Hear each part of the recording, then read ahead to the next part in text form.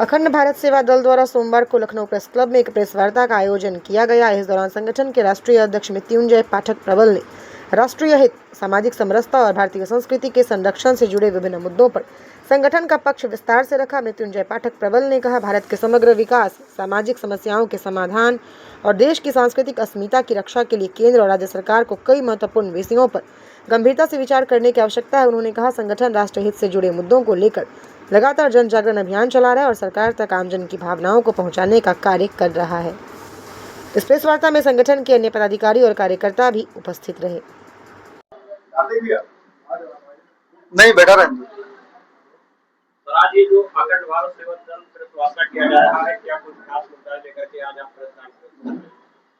जी, सभी सम्मानित पत्रकार बंधुओं को बहुत बहुत धन्यवाद जो आप लोग यहाँ पर उपस्थित हुए हैं। अखंड भारत सेवा दल चाहता है कि आरक्षण समाप्त हो और आर्थिक आधार पर आरक्षण लागू किया जाए, जिसकी बहुत आवश्यकता है आज समाज को, क्योंकि जिन लोगों को आरक्षण मिल रहा है उनमें भी आप देखिए कि आर्थिक स्थिति से बहुत सारे लोग कमजोर हैं, उनके बच्चों को आरक्षण नहीं मिल पा रहा है, और जो वहां पर मजबूत लोग हैं उनके बच्चे आरक्षण का लाभ उठा पा रहे हैं। ऐसे ही अन्य हमारे जातियों में भी लोग हैं जिनको आर्थिक आधार पर आरक्षण चाहिए।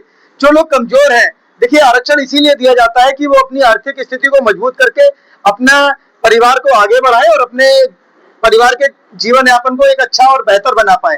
तो मेरा विशेष मानना है हमारे अखंड भारत सेवा दल से कि आर्थिक आधार पर आरक्षण लागू होना चाहिए।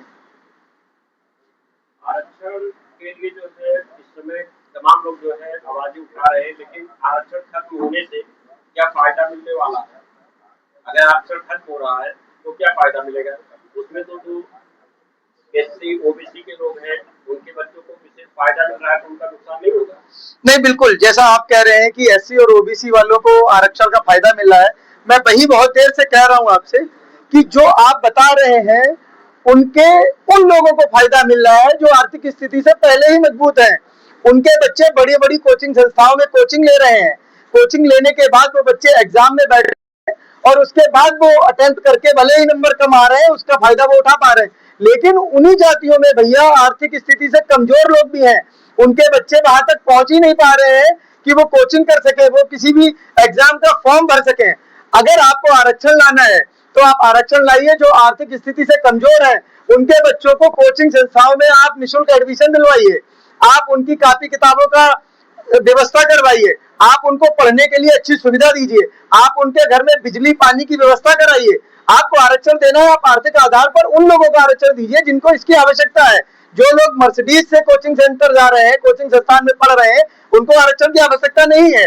तो मैं वही कहना चाह रहा हूँ कि आरक्षण समाप्त मत करिए, मैं उसके विरोध में नहीं हूँ, लेकिन मैं चाह रहा हूँ कि आर्थिक आधार पर आप आरक्षण दीजिए।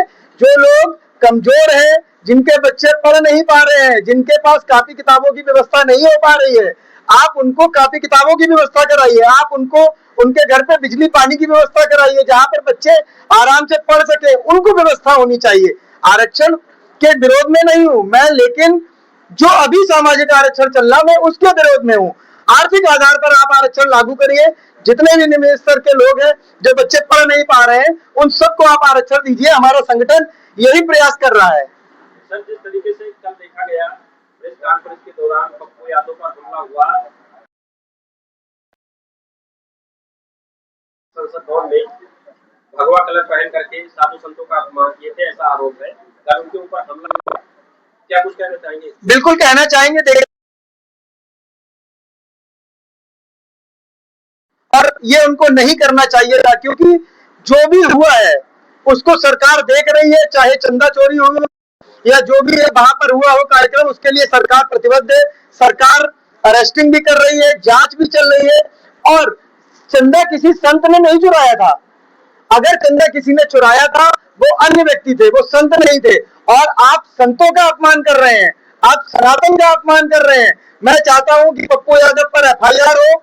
मैं प्रयास करूंगा कि हमारे अखंड भारत सेवा दल द्वारा भी एफआईआर कराने का प्रयास किया जाएगा, और उन्होंने जो सनातन संस्कृति को ठेस पहुंचाई है उनको सर्व सामने आकर सभी संतों से, सनातनियों से माफी मांगनी चाहिए।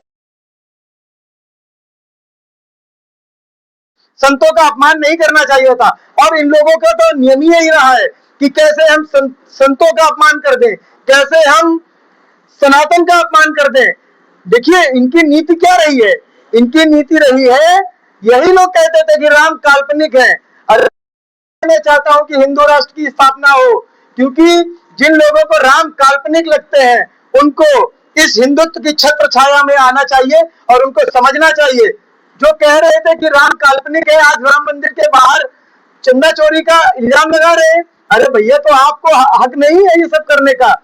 जिनको हक है वो उस पर प्रक्रिया दे रहे हैं, अरेस्टिंग हो रही है, जांच चल रही है, सब कर रहे हैं। उनको पता था कि राम है, लेकिन आपको तो जब ये पता था राम है ही नहीं, तो आप ये संतों का वेश धारण करके, आप काल नेमी का वेश धारण करके ये क्यों समाज को दिखाना चाहते हैं कि क्या गलत हुआ, क्या सही हुआ है?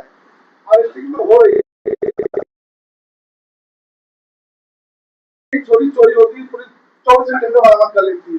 इतनी बड़ी चोर हो रही है, आज अनित एजेंसियां आए, क्या क्यों नहीं बरामद कर पा रहे? सब देखिए, मैं सरकार में नहीं हूं और न मैं सरकार हूं, मैं एक संगठन का राष्ट्रीय अध्यक्ष हूं, संगठन का कार्यकर्ता हूं। मैं सरकार से चाहता हूं कि जो चंदा चोरी हुआ है उसके लिए कड़ी से कड़ी उनको सजा भी दी जाए, जो चंदा गया है वो वापस लिया जाए और उस मंदिर का निर्माण में उसका उपयोग किया जाए, और जो ये कालनेमी का रूप कर रहे हैं इन पे भी कड़ी कार्रवाई होनी चाहिए। चलना चाहिए। नहीं, देखिए ये सरकार का काम है। मैं सिर्फ ये चाहता हूँ,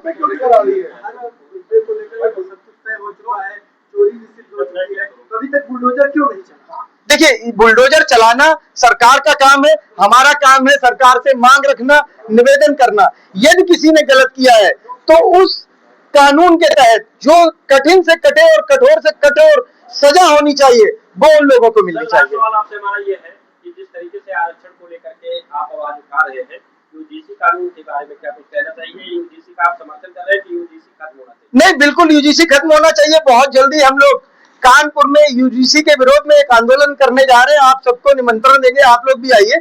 उसके विरोध में भी है और यूजीसी के लिए भी हम लोग आगे प्लान कर रहे हैं। एक